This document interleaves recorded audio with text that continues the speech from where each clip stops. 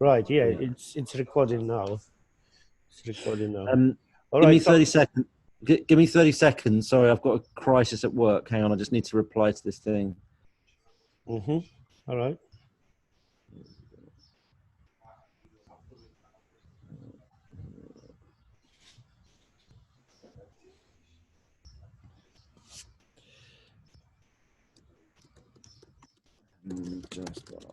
Just.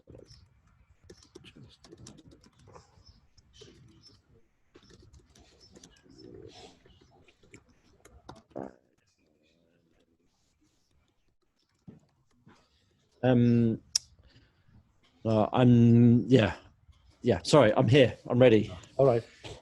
Hi. So again, you were speaking about the corruption, right? Yeah, just I think something really fucked up is happening in this country, which is that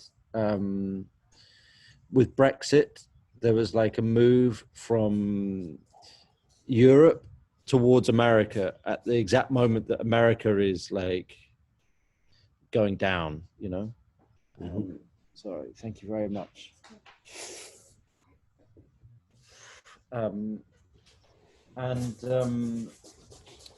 of course, when you pivot to America, you pivot towards this destruction of democracy, this corruption of truth, the prioritization of private money, of billionaires and corruption and things like that. So it feels a really dark moment actually in Britain. You know, it's like it feels like we're turning away from something progressive towards something much darker. And I think that's really, I don't think that's what people voted for Brexit, you know. I think they just, lots of people, they didn't have enough information about what's going on. They didn't have enough information for what Brexit is about, I think. Yeah. They were not properly informed. And if the referendum will start again, it would be another voting, I think, because a lot of people, they understood what's going on. Yeah, they were like, they didn't know a year ago, but now I think the result will be different.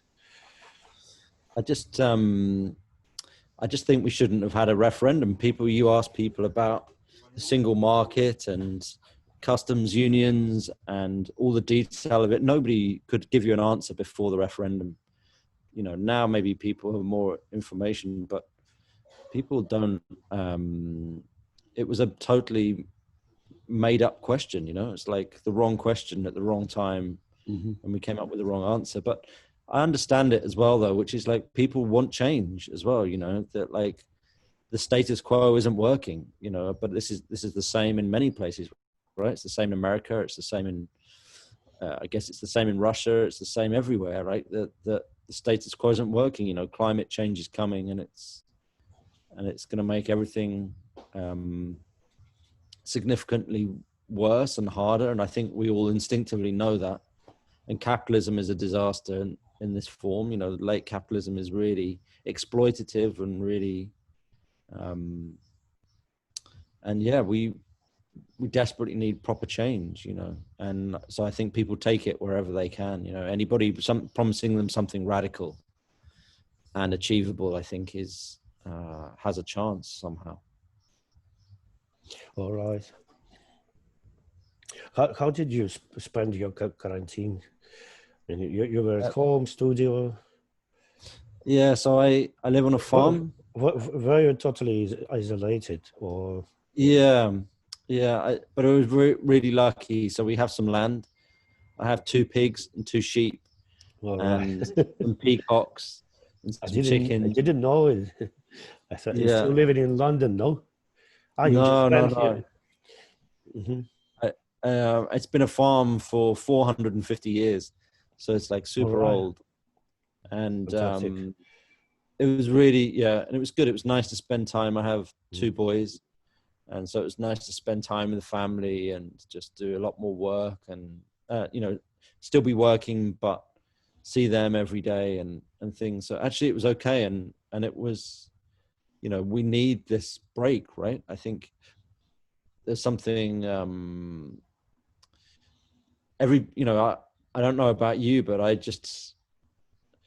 everything was just so intense, like work, emails at 11 o'clock at night, no boundaries between work and life, and not seeing the family enough. Yeah, exactly the same with me, yes. This sort of relentless pressure.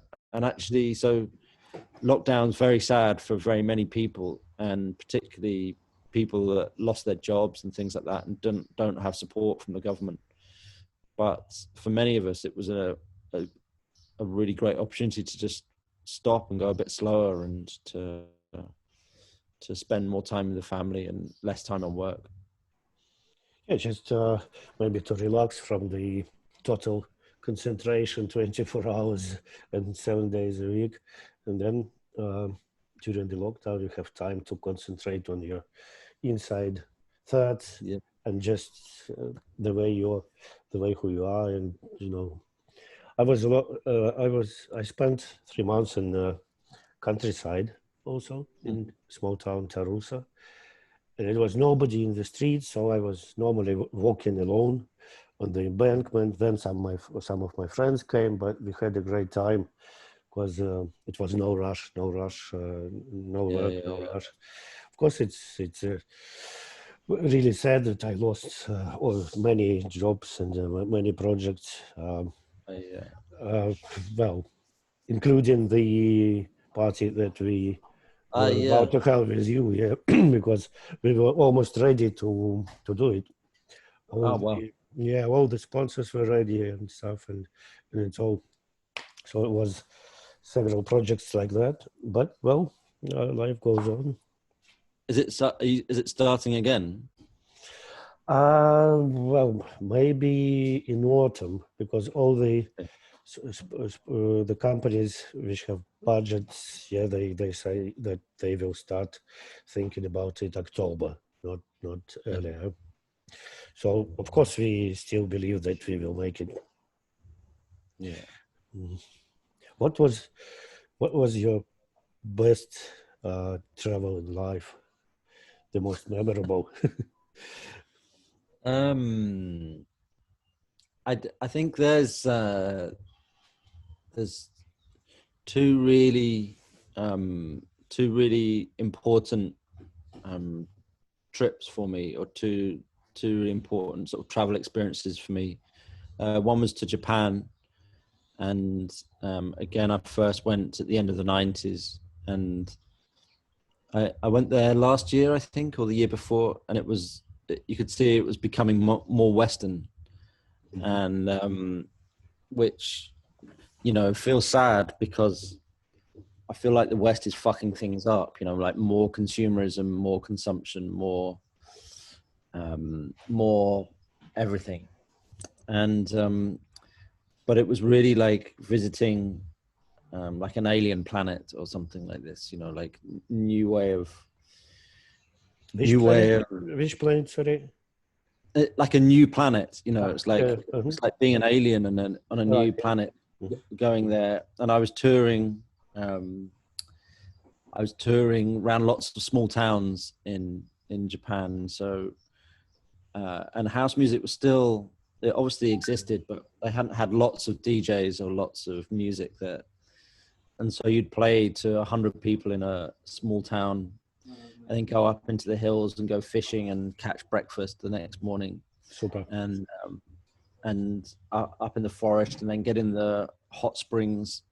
And it was really like, it was a really special period, and feel the real luxury of being a guest, you know. That's one thing that I don't really like traveling as a tourist. I like to go if I'm doing something, and then I can collaborate, or you're in conversation. And then of course, and I'm not just saying this because I'm speaking to you, but you know, my travels to Russia in the end of the 90s for me was really important, you know, and really really positive. And it's strange, because it was I guess it was a difficult period for Russia, and there was not much money around, and Not at, no money at all, I would say. Yeah, it was difficult. Yeah, but still, it was. I mean, in the meaning of this counterculture, in the meaning of this new musical culture, it was a super period because for us it was a religion. It was not a mainstream, of course. Yeah, it was not so many people who were involved in it, but it was like a very bright period of for this music movement. It was super.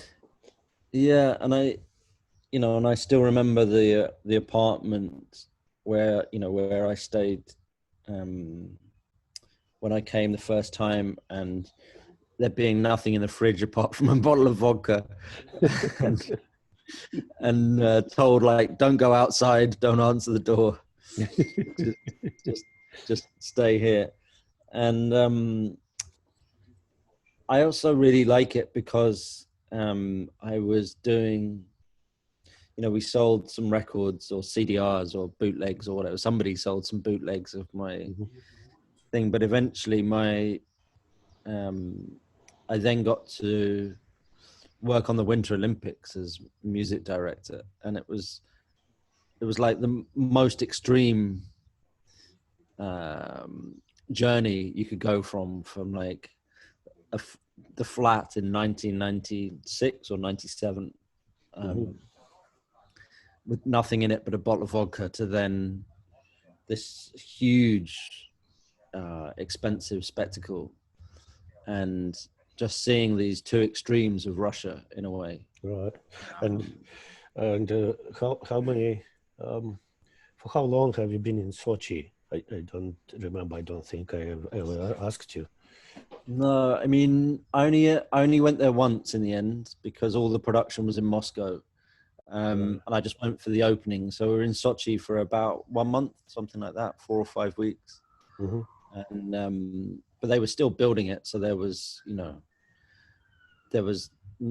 nothing really worked. It was, in a way, it was kind of the same Russia from before. Like, it was a brand new building, but there was no electric sockets to plug anything in, and the hot water came out of the cold tap, and there was no drainage, so there was water everywhere, even though it's brand new. Someone hadn't paid somebody to do the drainage, and so that it was really really strange combination between really fancy and also not quite working properly. But I think this is maybe the same for all Olympics, actually. I think because it's such a big infrastructure project, something like that.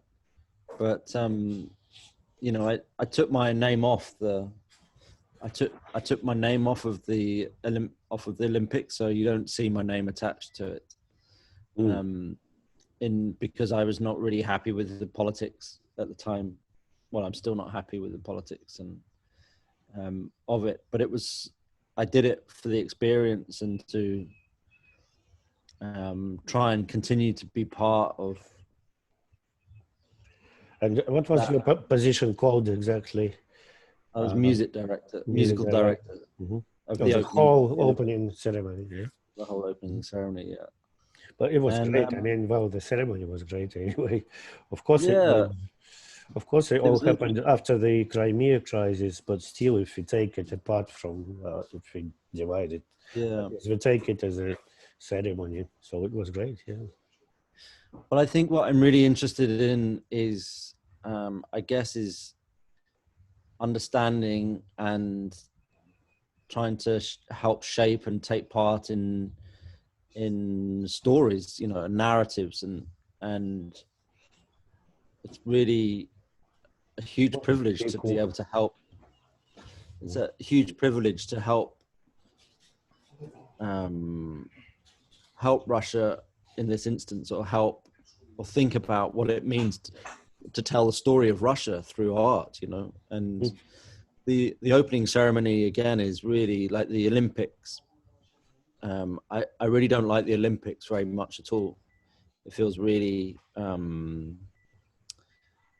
there's a lot of it I really hate, but the opening ceremony is still the biggest artistic event in the world. it's a point where a country says this is who we are and tells stories about themselves. So I'm really interested in how that, in how that works, and to be part of that, and to understand the political decisions that go into making decisions, and that kind of thing. Yeah, it's interesting. It's really a big contrast between your first visits and this. Do you plan any trips for festivals or something? What's your plans for the nearest half a year? Or you don't plan to perform? Yeah, I have some work. I do quite a lot of opera things. So I'm doing some opera work in Switzerland, where I can travel by train to get to. But everything is still closed. But people are starting to ask about concerts now. Mm-hmm. And I guess at some point somebody will just say it's okay for nightclubs to open, and then they'll just be full again. Mm-hmm. I had a really horrible feeling the last week in England where everything is basically normal, apart from a bit of social distancing and some hand washing, but it's really kind of normal, actually, back to normal. And it seems sad that already I feel like we've lost a little bit of that change that was possible.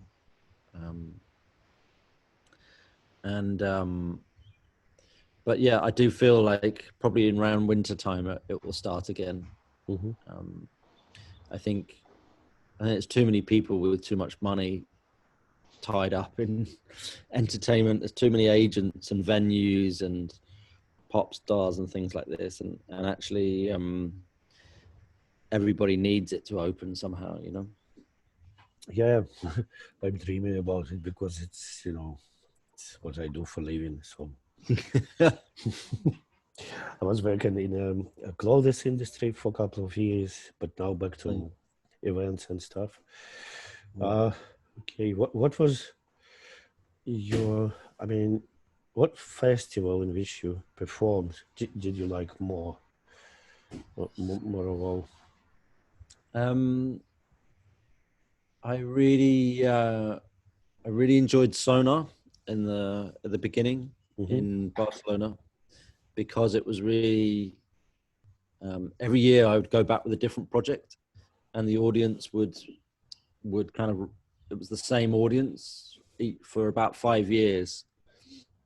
Every time you did a concert, you got the same audience, and so they understood. They went on a journey with you where it was maybe one year you would do a techno set, mm-hmm. the next year you would be with a big band in a concert hall, then the next one would be super experimental or something, and you're able to kind of go on tell a musical story over 5 years. Mm-hmm. And I think this is the real problem with the commodification of music, and is that now it's just like,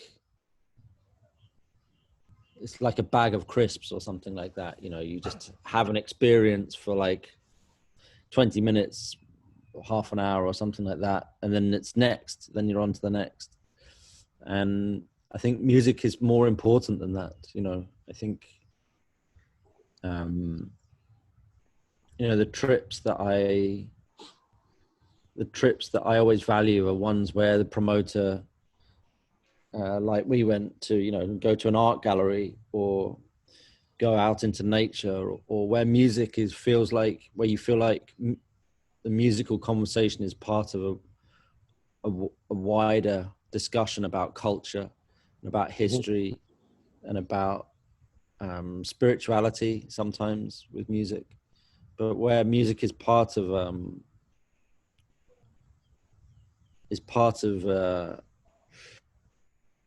wider context rather than just an experience, rather than just forgetting it off your head, or a soundtrack to falling in love or something like that. For me, it's all it's all joined up. You know, it's all a political and social web.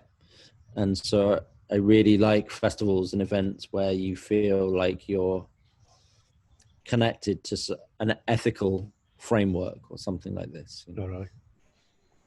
Music, what you're doing, what is more you now at the moment? Well, it's interesting because I just finished my PhD, so I'm now Dr.